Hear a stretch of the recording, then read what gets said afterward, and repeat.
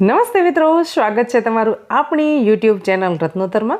તો આજે આપણે વાત કરીશું કે ગાંધીનગરમાં અલગ અલગ પોસ્ટ માટેની જાહેરાત બહાર પડાયેલી છે, જેમાં 15 bus driver, 15 car driver, 15 conductor તથા IT executive, 2 controller, 4 foreman, 2 wireman અને 1 પંચરમેનની જગ્યા માટેની જાહેરાત બહાર પાડવામાં આવેલી છે।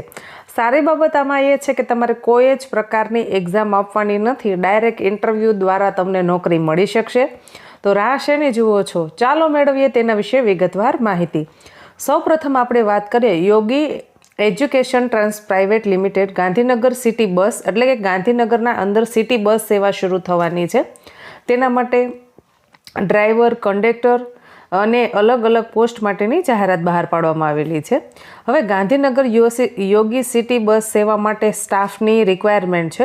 પ્રથમ વાત કરીએ તો 15 બસ ડ્રાઈવરની જગ્યા ખાલી છે, જેમાં તમારા પાસે પેસેન્જર લાઇસન્સ ધરાવતા હોય, જે લોકો પેસેન્જર લાઇસન્સ ધરાવતા હોય 3 વર્ષનો અનુભવ હોવો જરૂરી છે। જે લોકો પાસે પેસેન્જર લાઇસન્સ છે તે લોકો છે એ આમાં એપ્લાય કરી શકે છે ડ્રાઈવર માટે। ત્યારબાદ છે 15 કાર ડ્રાઈવર। હવે તેના અંદર છે એ ટેક્સી બેઝ લાઇસન્સ તમારા પાસે હોવું જોઈએ અને 3 વર્ષનો અનુભવ હોવો જોઈએ।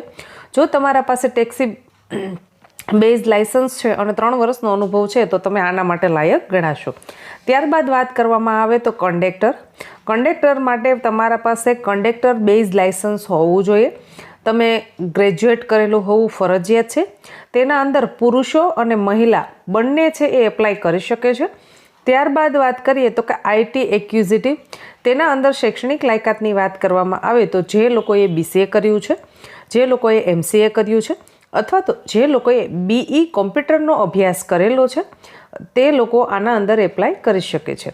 અથવા તો કોમ્પ્યુટર એન્જિનિયરિંગ કરેલું છે, PGDCA કરેલું છે, મતલબ કે જે લોકો કોમ્પ્યુટર ફિલ્ડ સાથે જોડાયેલા છે તે આના માટે એપ્લાય કરી શકે છે।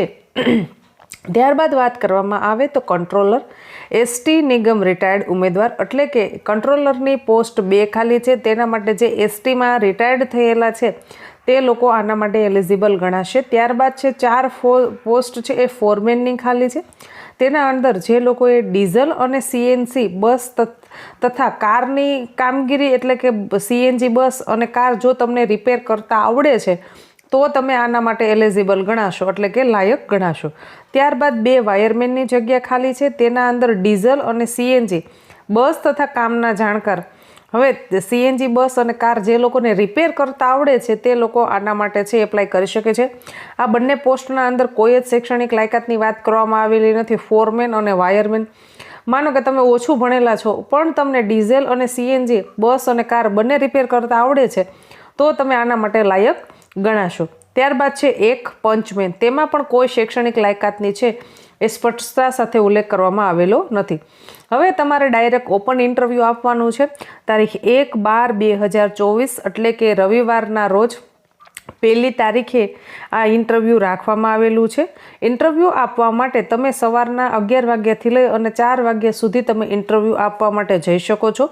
ઇન્ટરવ્યૂનું એડ્રેસ નોંધી લેશો। Yogi city bus stand, HP petrol પંપની બાજુમાં, સેક્ટર નંબર 6, પથિકા આશ્રમ, ગાંધીનગર। હવે તમારે ઇન્ટરવ્યૂ તો તમે આપવા જાઓ છો, પણ તમારે કયા કયા ડોક્યુમેન્ટ લઈને જવાના છે તે ડોક્યુમેન્ટ્સ પણ સહેજ નોંધી લેશો।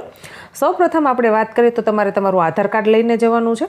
આધાર કાર્ડની 5 કોપી હોવી જોઈએ। ત્યારબાદ તમારું રેશન કાર્ડ, એટલે કે તમારું પાન કાર્ડ, પાન કાર્ડની આધાર કાર્ડ અને પાન કાર્ડ, આધાર કાર્ડની 5 ઝેરોક્સ, પાન કાર્ડની 3 ઝેરોક્સ, તમારા બેંક પાસબુકની જે પહેલા પત્તાની 2 ઝેરોક્સ, તમારા 1 ચેકની ઝેરોક્સ, એટલે કે એક ચેક લઈને જવાનો રહેશે તમારે। ત્યારબાદ પાસપોર્ટ સાઇઝના 5 ફોટા જોશે, ડ્રાઇવિંગ લાઇસન્સની 3 નકલ। આટલા ડોક્યુમેન્ટ લઈ અને તમારો એક રિઝ્યુમ સાથે તમારે ઉપસ્થિત રહી જવાનું છે। તો જે લોકો છે એ ગાંધીનગરના અંદર સિટી બસમાં નોકરી કરવા માંગે છે તેના માટે સ્ટાફની રિક્વાયરમેન્ટ છે। તો રાહ શેને જુઓ છો? 1લી તારીખે ઇન્ટરવ્યૂ આપી આવજો. આશા રાખું છું કે તમને આ માહિતી પસંદ આવતી હશે. જો માહિતી પસંદ આવતી હોય તો તમારા વધુ મિત્રો સુધી આપણી આ લિંક છે તેને શેર કરો, જેથી કરી અને કોઈ જરૂરિયાતમંદ વ્યક્તિ સુધી આપણો વિડીયો પહોંચે અને તેને એક નોકરી મળી શકે. નીચે કમેન્ટ બોક્સમાં મને જણાવજો કે કોણ ઇન્ટરવ્યૂમાં ગયું હતું અને કોને નોકરી મળી છે. ધન્યવાદ.